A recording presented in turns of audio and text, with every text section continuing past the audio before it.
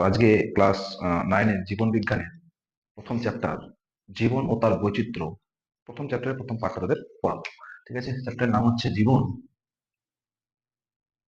ও তার বৈচিত্র্য। জীবন ও তার বৈচিত্র্য। ঠিক আছে। আচ্ছা, আমরা আমাদের পরিবেশে আমাদের চারপাশে সবকিছু দেখি। ঠিক আছে। আহ, যত কিছু দেখি না কেন, ঠিক আছে, সবগুলোই কিছু না কিছু একটা পদার্থ বা পদার্থ দিয়ে গঠিত। ঠিক আছে। এই পদার্থ কি নিয়ে গঠিত? এটা আমরা ক্লাস 7-8-এ পড়েছি যে যার ভর একটা আছে, আয়তন আছে, যা আমরা দেখতে পাই, এগুলোকে আমরা কি বলবো? পদার্থ বলবো। যার ভর আছে, যার আয়তন আছে, যা ইন্দ্রযোগ্য, সেগুলো আমরা কি বলবো? পদার্থ বলবো। আমাদের চারপাশে যত কিছুই না আছে, সেগুলো কিছু না কিছু একটা পদার্থ। ঠিক আছে।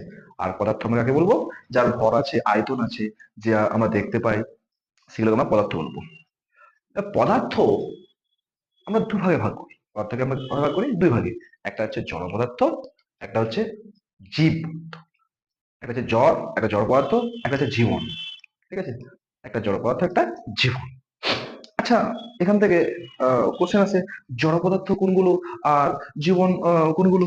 সেটা তো সেটা তো বুঝতে হবে যে কোনগুলো জড় পদার্থ, কোনগুলো জীবন। আচ্ছা, জড় পদার্থের কিছু কিছু বৈশিষ্ট্য আছে এবং জীবনের কিছু কিছু বৈশিষ্ট্য আছে। জীবনের মানে কি? যার মধ্যে প্রাণ আছে, যার মধ্যে প্রাণ আছে সেটা হচ্ছে জীবন। আর যার জড় পদার্থ সাধারণ একটা কথা, যার মধ্যে প্রাণ নেই সেটা হচ্ছে তোর জড় পদার্থ। ঠিক আছে। আচ্ছা, এই যে জীবন বা জীব, এই জীবের অনেকগুলো বৈশিষ্ট্য আছে। জীবের অনেকগুলো বৈশিষ্ট্য আছে। যে জীব জন্ম করতে পারে, জীবের বিপাক হয়, তারপর উত্তেজিতা, পুষ্টি, তারপরে তোর বৃদ্ধি, শ্বাসকার্য, অনেক কিছু বৈশিষ্ট্য আছে। এই জীবের বৈশিষ্ট্যগুলোকে আমরা ভালো করে পড়বো। জীবের কি কি বৈশিষ্ট্য, এগুলো আমরা সুন্দর করে বুঝবো যে জীবের কি কি বৈশিষ্ট্য। ঠিক আছে। আচ্ছা, তো জড় আর জীবের মধ্যে আমরা পার্থক্যটা বুঝতে পারলাম। যার ভিতরে প্রাণ আছে সেটা হচ্ছে জীব, আর যার ভিতরে প্রাণ নেই সেটা হচ্ছে জড় পদার্থ। ঠিক আছে। তো আমাদের জীবের আহ কয়েকটা বৈশিষ্ট্য আছে। যেরকম প্রথম বৈশিষ্ট্য আমরা যদি বলি, জনন। কি বলবো? 1 নম্বর বৈশিষ্ট্য, জনন। জনন, জীব এই জনন পদ্ধতিতে নিজ আকৃতি সম্পূর্ণ অপত্য জীব বংশ বিস্তার করে অপত্য জীব উৎপন্ন করে। প্রত্যেকটাই জীব, প্রত্যেক জীব তার এই জনন পদ্ধতিতে আহ নিজ আকৃতি সম্পূর্ণ একটা জীব, নিজ আকৃতি সম্পূর্ণ তোর জীব গঠন করে। ঠিক আছে, এটা হচ্ছে জনন। প্রত্যেকটা জীব যেরকম বলছিলাম যে জীব তার জনন পদ্ধতিতে নিজ আকৃতি সম্পূর্ণ অপত্য জীব সৃষ্টি করে। এটা প্রত্যেকটা জীবেরই লক্ষ্য। যতগুলো পৃথিবীতে জীব আছে তাদের প্রত্যেকের একটা লক্ষ্য আছে, সেটা হচ্ছে বংশ বিস্তার, জনন। এটা জীবের প্রথম ফার্স্ট একটা বৈশিষ্ট্য। এটা হচ্ছে প্রথম বৈশিষ্ট্য, যে জনন। এটা মানে আমরা বুঝতে পারলাম যে হ্যাঁ, জীব তাহলে জননে সক্ষম। ঠিক আছে, এটা হচ্ছে জীবের বৈশিষ্ট্য কি? যারা জননে সক্ষম বা জনন করতে পারবে সেটা হচ্ছে জীব। ঠিক আছে। আমরা জীবন সম্বন্ধে পড়ছি, এখন জল সম্বন্ধে পড়ছি না। ঠিক আছে। তারপরে হচ্ছে বিপাক। 2 নম্বর হচ্ছে কি? বিপাক। বিপাক জিনিসটা কি? বিপাক জিনিসটা কি? প্রত্যেক জীবে, প্রত্যেক জীবের আম, কোষীয় প্রোটোপ্লাজমে, বা প্রত্যেক জীবের কোষের প্রোটোপ্লাজমে একটা গঠনমূলক এবং ভাঙনমূলক বৈশিষ্ট্য দেখা যায়। ঠিক আছে, সেটাকে আমরা বিপাক বলবো। প্রত্যেক জীবের প্রোটোপ্লাজমে, মানে কোষের প্রোটোপ্লাজম, কোষ কাকে বলে এখন? জীবদেহের গঠনগত কার্যগত একক হলো কোষ। ঠিক আছে। প্রত্যেকটা জীব অসংখ্য কোষ নিয়ে গঠিত। এই কোষের মধ্যে যে প্রোটোপ্লাজমে যে একটা গঠনমূলক ক্রিয়া চলে এবং ভাঙনমূলক ক্রিয়া চলে, এটাকে আমরা কি বলবো? বিপাক ক্রিয়া বলবো। ঠিক আছে। এখন বিপাক হচ্ছে দুই প্রকার। বিপাক হচ্ছে দুই প্রকার। একটা হচ্ছে উপচিতি বিপাক। 1 নম্বর হচ্ছে উপচিতি, উপচিতি বিপাক। আচ্ছা, উপচিতি, একটা হচ্ছে অপচিতি বিপাক।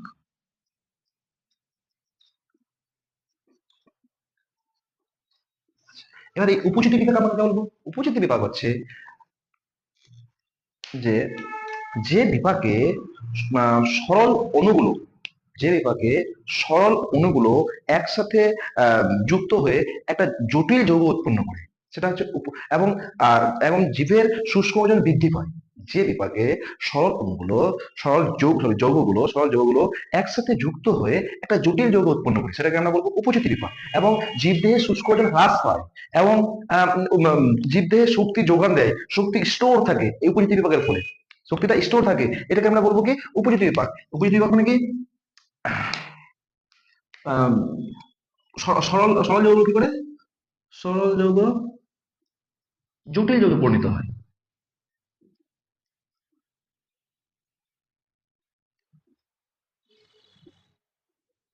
যৌগে পরিণত হয়, সরল যৌগ জটিল যৌগে পরিণত হয়, ঠিক আছে, সরল যৌগ জটিল যৌগে পরিণত হয়। হুম, আম, আর জীবদেহের শুষ্ক ওজন বৃদ্ধি পায়, শুষ্ক ওজন বৃদ্ধি পায়,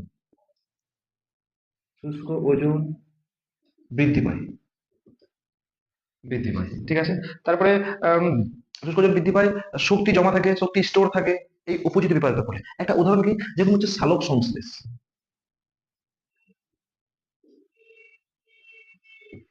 সালোক সংশ্লেষ কিরকম, আহ, গাছের পাতায় খাদ্য তৈরি হয়, খাদ্য তৈরি হয় কি হয়, সালোক সংশ্লেষ প্রক্রিয়ায় গাছ নিজের খাদ্য তৈরি করে এবং বৃদ্ধি পায়।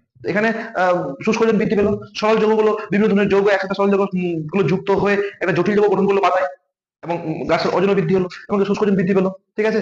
সরল যৌগ একসাথে যুক্ত হয়ে জটিল যৌগ উৎপন্ন করে এবং শুষ্ক ওজন বৃদ্ধি পায় এবং নিজের শরীরে শক্তি স্টোর রাখলো, ঠিক আছে। তারপর হচ্ছে অপচিতি বিপাক, ঠিক আছে। অপচিতি বিপাক কি, অপচিতি বিপাক এর উল্টো কি, যে যে বিপাক ক্রিয়ায় জটিল যৌগগুলো আহ, ভেঙে সরল যৌগে পরিণত হয় এবং জীবদেহে শুষ্ক ওজন হ্রাস পায়, যে বিপাক ক্রিয়ায় এখানে জটিল যৌগ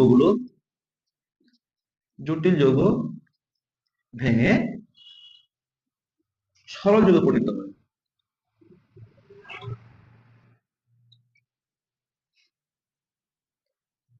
এবং শুষ্ক ওজন হ্রাস, এখানে শুষ্ক ওজন বৃদ্ধি পায়, এখানে শুষ্ক ওজন হ্রাস পায়, ওজন হ্রাস পায়, ঠিক আছে। জটিল যৌগ ভেঙে আহ, সরল যৌগে পরিণত হয় এবং শুষ্ক ওজন হ্রাস পায়। এর উদাহরণ কি, এটা কিন্তু শক্তি খরচ হয়, এইগুলো যতগুলো হচ্ছে সবগুলো কোষে হচ্ছে, কোষের প্রোটোপ্লাজম হচ্ছে, ঠিক আছে। এই ধরুন কি শোষণ, আমাদের শরীরে শোষণ প্রক্রিয়া চলে, শোষণ প্রক্রিয়া কি হয়, আম, জটিল যৌগ ভেঙে সরল যৌগে পরিণত হয়, ঠিক আছে। এটা হচ্ছে বিপাক ক্রিয়া। বিপাক ক্রিয়া কত প্রকার, উপচিতি, অপচিতি। উপচিতি বিপাকে কি হয়, অপচিতি বিপাকে কি হয়, জটিল যৌগগুলো ভেঙে সরল যৌগে পরিণত হয় এবং শুষ্ক ওজন হ্রাস পায়। আর উপচিতি বিপাকে কি হয়, সরল যৌগ ভেঙে জটিল যৌগে পরিণত হয় এবং শুষ্ক ওজন বৃদ্ধি পায়। এটা হচ্ছে সালোকসংশ্লেষ উদাহরণ, এক্সাম্পল। এইগুলো হচ্ছে কি একটা জীবদেহের বৈশিষ্ট্য, একটা জীবনের বৈশিষ্ট্য। এখন জীবন, আম, জীবনের বৈশিষ্ট্য। আর 3 নম্বর হচ্ছে কি, জীবনের বৈশিষ্ট্য হচ্ছে কি আহ উত্তেজতা। মানে এখন যে কেউ, ধরো তুমি যে গরম কেটলিতে হাত দাও, তাপ লাগবে, হঠাৎ করে হাতটা সরে আসবে, মানে একটু সাড়া দিলে তো, ঠিক তো। তারপরে হঠাৎ করে কেউ তোমাকে আহ, ধাক্কা দিল, চমকে উঠবে, হঠাৎ করে চিৎকার করে উঠলো, চমকে উঠবে। তো এই প্রত্যেকটা জীবের এই ধরনের ধর্ম দেখা যায় বা বৈশিষ্ট্য দেখা যায়, উত্তেজনায় সাড়া দেয়, কি দেয়, উত্তেজনায় সাড়া দেয়। যেমন এটা একটা পয়েন্ট, উত্তেজিত জীব উত্তেজনায় সাড়া দেয়, এটা হচ্ছে পয়েন্ট। তারপরে পয়েন্ট হচ্ছে পুষ্টি ও বৃদ্ধি, পুষ্টি ও বৃদ্ধি, পুষ্টি ও বৃদ্ধি কি হয়, এই যে আমরা প্রত্যেক জীবেই খাবার খাই, পুষ্টি অর্জন করে এবং বৃদ্ধি পায়, প্রত্যেক জীবে খাবার খায়, খাদ্য খাদ্য খায়, ঠিক আছে, আহ পুষ্টি অর্জন করে এবং বৃদ্ধি পায়। সবাই তো যখন জন্মের পর থেকে তো সেরকম থাকে না, আস্তে আস্তে খাবার খায়, বৃদ্ধি পায়, ঠিক আছে। তো পুষ্টি এবং বৃদ্ধি এটা হচ্ছে একটা জীবের বৈশিষ্ট্য, ঠিক আছে। একটা হচ্ছে কি ছন্দবদ্ধতা, একটা পয়েন্ট, 5 নম্বর পয়েন্ট হচ্ছে কি ছন্দবদ্ধতা, বদ্ধতা, ঠিক আছে। এটা আবার কি, এটা হচ্ছে কি, এই যে আমাদের শ্বাসকষ্ট চলছে, শ্বাস নিচ্ছি, ঠিক আছে, এই যে আমরা পেশি সংকোচন প্রসারণ করছি, ঠিক আছে, এই যে আমাদের হৃৎপিণ্ড ধাক ধাক ধাক ধাক করছে, ঠিক আছে, এটা হচ্ছে কি ছন্দবদ্ধতা। আচ্ছা তোমরা বলতো, আমাদের হৃৎপিণ্ড আহ 1 মিনিটে কতবার ধাক ধাক ধাক করে, বলতে পারবে? সেটা হচ্ছে 1 মিনিটে 72 বার হৃৎপিণ্ড ধাক ধাক ধাক ধাক ধাক ধাক করে, ঠিক আছে। 1 মিনিটে কতবার, 72 বার। তো আমরা কি করলাম, শেষ পয়েন্ট ছন্দবদ্ধতা, মানে শ্বাসকার্য চলা, পেশি কোষের সংকোচন, তারপরে হৃৎপিণ্ডের ধক ধক করা, এগুলো হচ্ছে কি ছন্দবদ্ধতা। এটাও একটা, প্রত্যেকটা জীবের এটাও একটা বৈশিষ্ট্য আছে, ঠিক আছে। তারপর হচ্ছে কি চলন ও ঘন, খুব ভালো ইম্পর্টেন্ট। তারপরে যে পয়েন্টটা সেটা হচ্ছে কি চলন ও ঘন, গমন। ঠিক আছে, চলন কোনটা? আচ্ছা আগে বলে দিই যে জীব তার এক জায়গায় স্থির থেকে নিজের অঙ্গ প্রত্যঙ্গকে সঞ্চালন করাকে আমরা কি বলবো? চলন বলবো। কোনো জীব আহ, এক জায়গায় স্থির থেকে যদি নিজের অঙ্গ প্রত্যঙ্গ সঞ্চালন করে তখন সেটাকে আমি চলন বলবো। আর গমন কি? জীব তার এক জায়গা থেকে অন্য জায়গায় মানে স্থান পরিবর্তন করে চলন এবং গমন উভয় হচ্ছে, ঠিক আছে, সেটাকে আমরা বলবো। এক জায়গা থেকে অন্য জায়গায় স্থান পরিবর্তন করলে সেটাকে আমরা বলবো গমন। এই যে আমি এখান থেকে এখানে আসলাম, এটা হচ্ছে চলন। আর এখান থেকে এখানে আসলাম, সরি, এটা হচ্ছে গমন। এখান থেকে এখানে আসলাম, এটা হচ্ছে গমন। ঠিক আছে, আর চলন কোনটা? এই যে আমি এখানে স্থির থেকে এই যে হাত পা নাড়াচ্ছি, এটা আমি কি করছি? গমন করছি। এটা কি করছি? গমন করছি। চলন মানে এক জায়গা থেকে অন্য জায়গায় যাওয়া। ঠিক আছে, ক্লিয়ার? যেরকম গাছ, আমি বলতো গাছটা কি করে চলন না গমন করে? প্রত্যেক উদ্ভিদ কি করে? চলো। ঠিক আছে, তো চলন গমন আমাদের বোঝানো হলো, ঠিক আছে, আমরা চলন গমন ভালো করে বুঝলাম। ঠিক আছে, এটা কি? এটা হচ্ছে প্রত্যেকটা জীবের একটা বৈশিষ্ট্য। প্রত্যেকটা জীব হয় চলন করে নাহলে গমন করে। ঠিক আছে, চলন গমন কেউ উভয় করে। ঠিক আছে, আচ্ছা, চলনের কিছু কিছু বেশিরভাগ উদ্ভিদ কি করে চলন করে, কিন্তু কিছু কিছু উদ্ভিদ আছে যারা গমন করতে পারে। সেগুলো দুটোর নাম হচ্ছে ভলভক্স ও প্লায়ামন। এর ব্যতিক্রম। ঠিক আছে, এগুলো হচ্ছে ব্যতিক্রম। একটা হচ্ছে কি ভলভক্স, ঠিক আছে, আর একটা হচ্ছে কি ক্লাইমাটোমাস।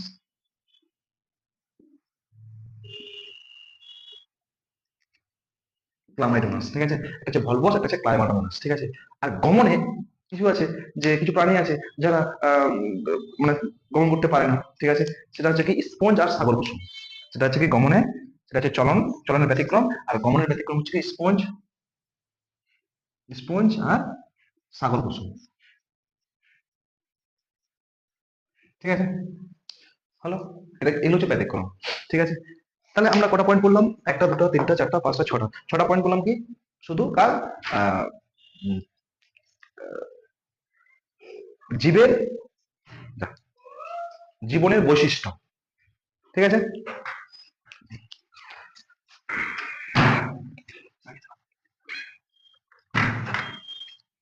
হুম, জীবনের বৈশিষ্ট্য। ঠিক আছে, আচ্ছা, তারপর আরেকটা বৈশিষ্ট্য আছে, সেটা হচ্ছে কি আহ সেটা হচ্ছে পরিব্যক্তি। 7 নম্বর পয়েন্ট হচ্ছে কি পরিব্যক্তি।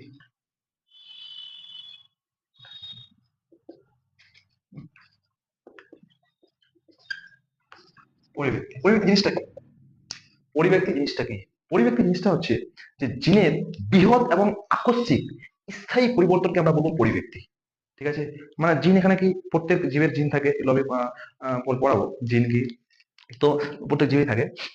জিনের বৃহৎ এবং হঠাৎ করে বৃহৎ এবং আকস্মিক যদি পরিবর্তন ঘটে সেটাকে আমরা কি বলবো? পরিবর্তন বলবো। পরিবর্তনের চ্যাপ্টার আছে, যখন বলবো তখন সুন্দর করে বোঝানো যাবে।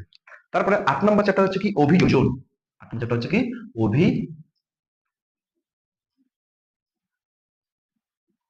অভিযোজন।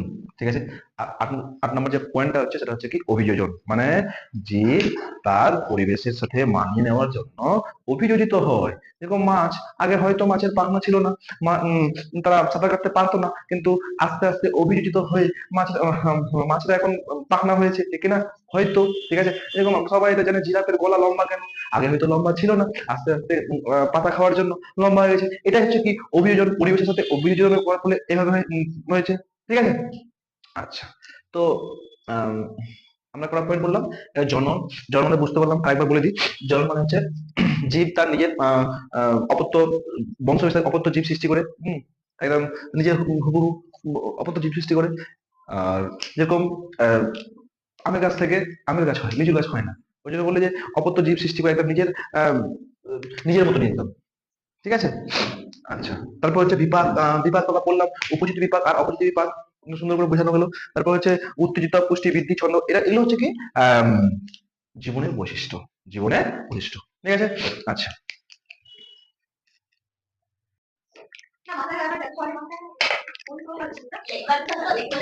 আচ্ছা, দেখ, তো ক্লাস 9-এর যে আমরা পড়ছিলাম কি জীবন ও তার বৈচিত্র্য, না? প্রথম পাঠটা আমরা পড়েছি, দ্বিতীয় পাঠটা আমরা পড়বো জীবনের উৎপত্তি। কি রে? জীবনের উৎপত্তি। জীবনের ক্লাস 9 জীবনের উৎপত্তি। তো এই জীবনের উৎপত্তি কখন হলো, কিভাবে হলো, আর কিভাবে মানে আর বিজ্ঞানীরা কিভাবে এটা আবিষ্কার করলো, এগুলো সম্বন্ধে আমরা জানবো। ঠিক আছে, আজকে আসবে না।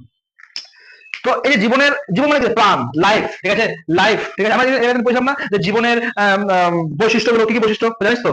কি কি বলতে রে? প্রজনন সক্ষম, তারপরে তোর বিপাক, চলন গমন, উদ্দীপনা ছাড়া, এগুলো সবগুলো ক্লিয়ার হয়ে গেছে।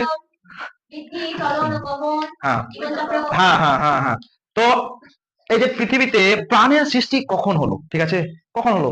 আজ থেকে প্রায় 1400 কোটি বছর আগে, 1400 কোটি বছর আগে প্রাণের সৃষ্টি হয়নি, পৃথিবী সৃষ্টি হয়েছিল। মানে পৃথিবী তখন আগ্নেয় পিণ্ড ছিল, মানে গোলাকার আগ্নেয় পিণ্ড। একটা থিওরি মানে বলছে যে বিগ ব্যাং থিওরি, এটা সবকিছু মানে পুরো সবকিছু এক জায়গায় ছিল, ঠিক আছে, এটা হঠাৎ করে বিস্ফোরণ হয় আর সবগুলো চারিদিকে ছড়িয়ে ছিটিয়ে যায়, এখনো ছড়িয়ে ছিটিয়ে যাচ্ছে, ঠিক আছে। আর ওখান থেকে ধীরে ধীরে লক্ষ লক্ষ বছর ধরে ধরে ধরে ধরে পৃথিবী এক সময় আগুনের গোলা ছিল, আস্তে আস্তে ঠান্ডা হয়েছে, পৃথিবীতে আস্তে আস্তে প্রাণের সৃষ্টি হয়েছে। তো আমরা একটু যাচ্ছি না, আমরা এই সামান্য 500 কোটি বছর, সামান্য 500 কোটি বছর, বুঝতে পারছিস? 500 কোটি বছর এখানে আছে, হ্যাঁ, মনে থাকে না নাকি? প্রাণের সৃষ্টি আমাদের ভাবতে হবে, এই যে আমরা প্রাণী, ঠিক আছে, কতগুলো গাছপালা, তারপরে তো বিভিন্ন ধরনের প্রাণী, আচ্ছা, প্রাণী সম্বন্ধে জানি তো আমরা, সরীসৃপ, উভচর, তারপরে খেচর প্রাণী, ঠিক আছে, পক্ষী, এগুলো এগুলো যে ভাব, ঠিক আছে, এগুলো হয়েছে, ঠিক আছে। তো আজ থেকে প্রায় 500 কোটি বছর আগে প্রাণের সৃষ্টির উদ্ভব হয়েছিল। কতদিন আগে? 500 কোটি বছর আগে, ঠিক আছে। তো দুটো বিজ্ঞানী ছিল, ঠিক আছে, ওপারেন এবং হ্যালডেন। বিজ্ঞানীদের নাম কি? ওপারেন এবং হ্যালডেন। তারা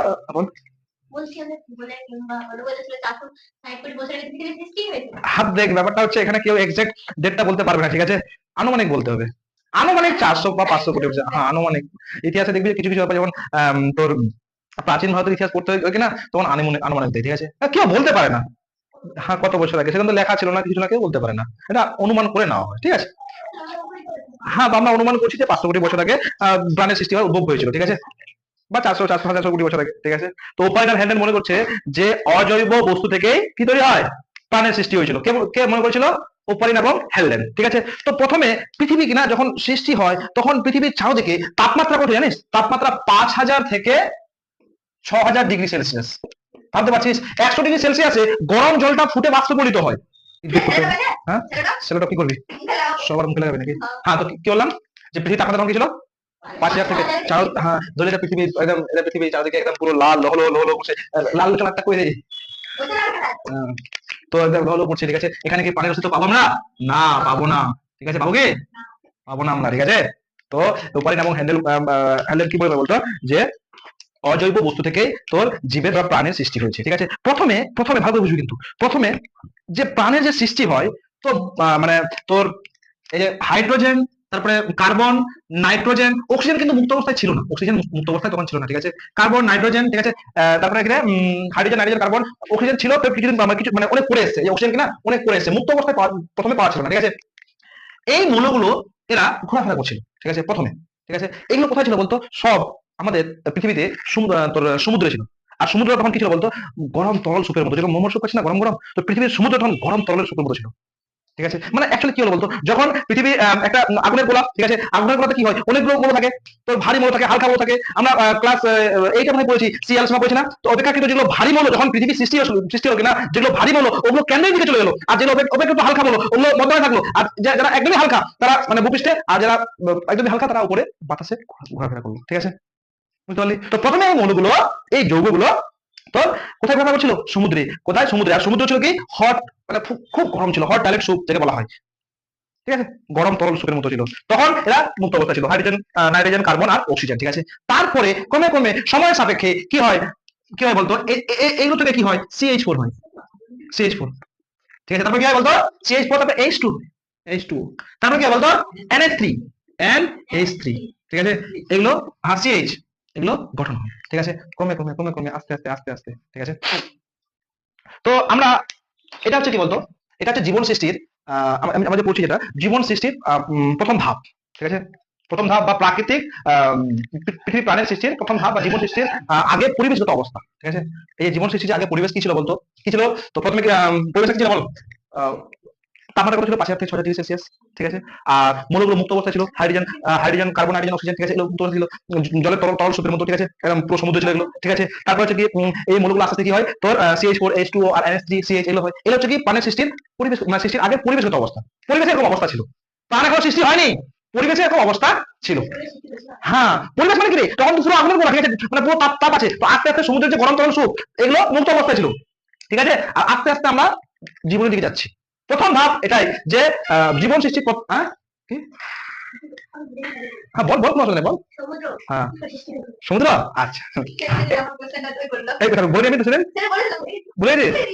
আচ্ছা দেখ, এই যে তোর এই জীবন সৃষ্টির এই যে প্রাকৃতিক পরিবেশগত অবস্থা, সমুদ্র কিভাবে সৃষ্টি হলো, খুব ভালো কোশ্চেন এটা। সেটা হচ্ছে কি যে পৃথিবী যখন সৃষ্টি হলো কিনা, তখন তো পুরো আগুনে গোলা ছিল।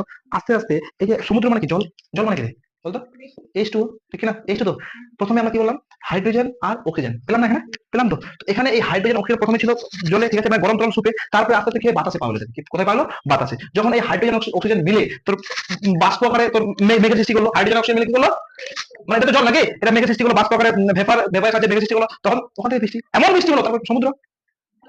এটা খুব আস্তে আস্তে হয়েছে। হ্যাঁ হ্যাঁ, ওই সমুদ্র সৃষ্টি কিভাবে হলো? আচ্ছা, ওই ওই গরম তুলে সুপে যে সমুদ্রটা কিভাবে সৃষ্টি হলো? আচ্ছা, এই ধরে নে যে গরম ছিল, ঠিক আছে, পৃথিবীতে প্রথম প্রথম গরম ছিল, ঠিক আছে, তো আস্তে আস্তে ঠান্ডা হচ্ছে তো। তো পৃথিবী, এই যে পৃথিবীটা প্রথমে গরম ছিল, ঠিক আছে, এবং আস্তে গরম ছিল, তো আস্তে আস্তে ঠান্ডা হবে নাকি, আস্তে আস্তে এরকম ঠান্ডা হতো। এখন এখন কিরকম আছে, এরকম আছে না, এখানে আছে না, এখন এখানে গরম আছে, যেখানে আমরা ম্যাগনা বলবো, ঠিক না? তো এই জিনিসটা ছিল কি এখানে পর্যন্ত, তো আস্তে আস্তে আস্তে আস্তে এখানে গরম, তো এখানে যখন গরমটা থাকবে, বুঝতে পারলি, এখানে যখন গরমটা থাকবে, অ্যাকচুয়ালি ছিল এখানে, এখানে যখন গরমটা থাকবে, তখন এই যে এখানে এখানকার জলগুলো, তো এখানে গরম থাকবে, থাকবে না, পুরো গরম একদম খরখর করবে। এখনো উষ্ণ প্রশ্ন হয় জানিস কোথায়, বঙ্গোপসাগরে সব গরম জল বেরোয়, ঠিক না? তো তো তো এখানে কি থাকবে, গরম জল থাকবে, থাকবে তো।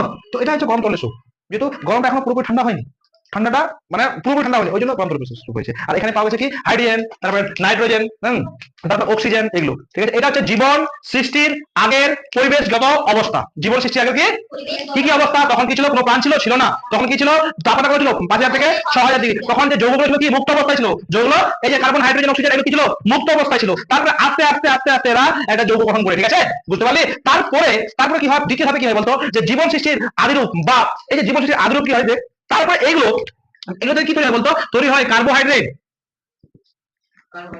তারপরে প্রোটিন, তারপরে লিপিড। এটি থেকে কি তৈরি হবে, জীব না, এখন তৈরি হয়নি। কার্বোহাইড্রেট, প্রোটিন, লিপিড, তারপরে ফ্যাট, নিউক্লিক অ্যাসিড, তারপরে কি রে, হ্যাঁ, অ্যামাইনো অ্যাসিড,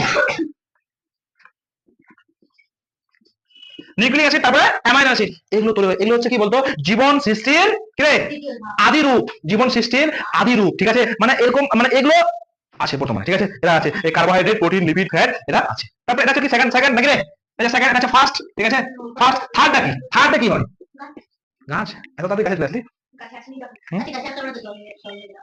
আচ্ছা, এই যে গরম, এগুলো সব কোথায় আছে বলতো, গরম তরল সুপে আছে, কোথায়, গরম তরল সুপে, ঠিক আছে। এই যে হ্যাঁ ওই সমুদ্র, ঠিক আছে। এই যে গরম তরল সুপ, ঠিক আছে, বা এটাকে গরম তরল সুপকে, এই গরম তরল সুপে একটা কলোরীয় পদার্থ, ঠিক আছে, যার নাম হচ্ছে, মানে এই গরম তরল সুপ কিছু কিছু যৌগ যৌগ মিলিত হয়ে, কিছু কিছু যৌগ, জৈব যৌগ মিলিত হয়ে একটা কলোরীয়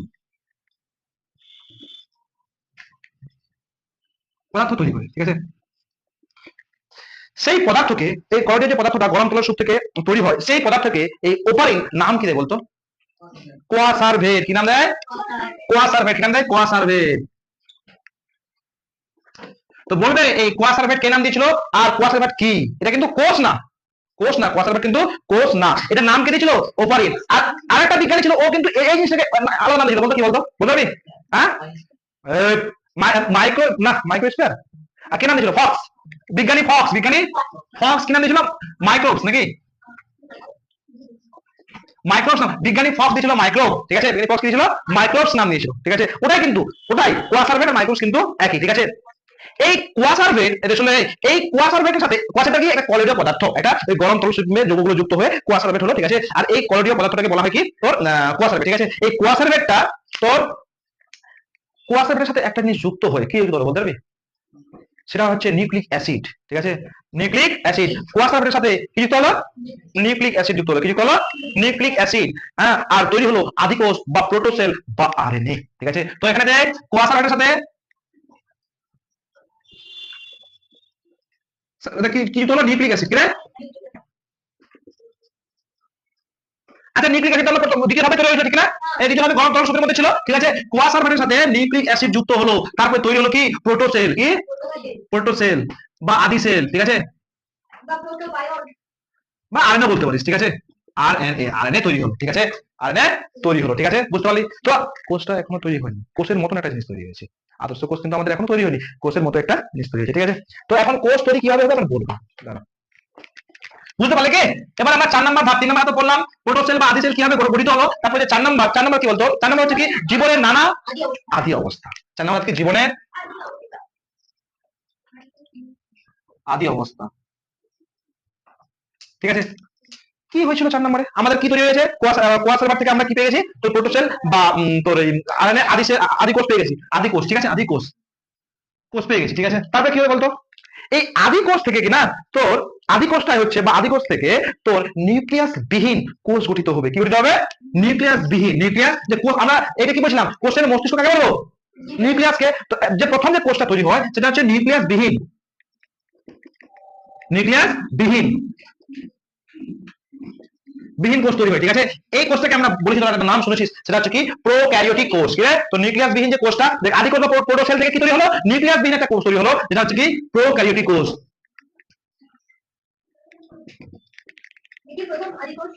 প্রোক্যারিওটিক কোষ, ঠিক আছে। নিউক্লিয়াস বিহীন কোষটা কি রে? হ্যাঁ হ্যাঁ, তো নিউক্লিয়াস বিহীন যে কোষটা, এটাকে আমরা কি বলবো, প্রোক্যারিওটিক কোষ। আচ্ছা, এই প্রোক্যারিওটিক কোষ এখনো আছে, কয়েকটা পারি বলতে হবে কিনা বলতো, ব্যাকটেরিয়া, নীলা। এই প্রোক্যারিওটিক কোষে যদি উদাহরণ দিতে বলে কি বলবি, ব্যাকটেরিয়া আছে প্রোক্যারিওটিক কোষ, মানে তোর ওই কোষটা অনুন্নত, নিউক্লিয়াস নাই, কি হবে, ব্যাকটেরিয়া, ব্যাকটেরিয়া। তারপরে কি নীলাভ সবুজ শৈবাল, নীলাভ শৈবাল, ঠিক আছে। এই যে উদাহরণ প্রোক্যারিওটিক উদাহরণ কি, ব্যাকটেরিয়া, নীলাভ সবুজ শৈবাল, ঠিক আছে। তারপরে এই প্রোক্যারিওট থেকে তৈরি হয় আদর্শ কোষ, হ্যাঁ, ইউক্যারিওটিক কোষ বা আদর্শ কোষ, মানে যেটা আমাদের শরীরে আছে, যেটা প্রত্যেকের শরীরে আছে,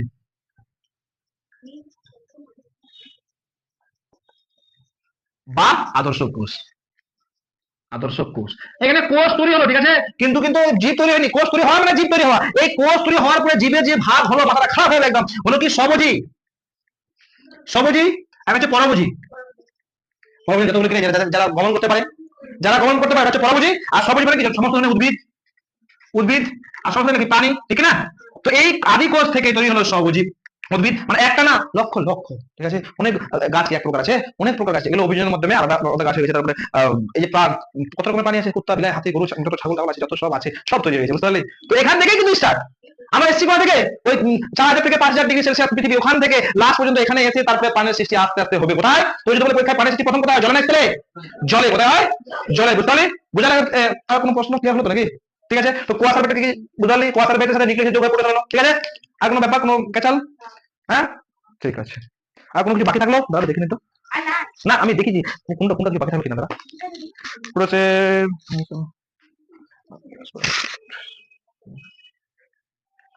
ঠিক আছে।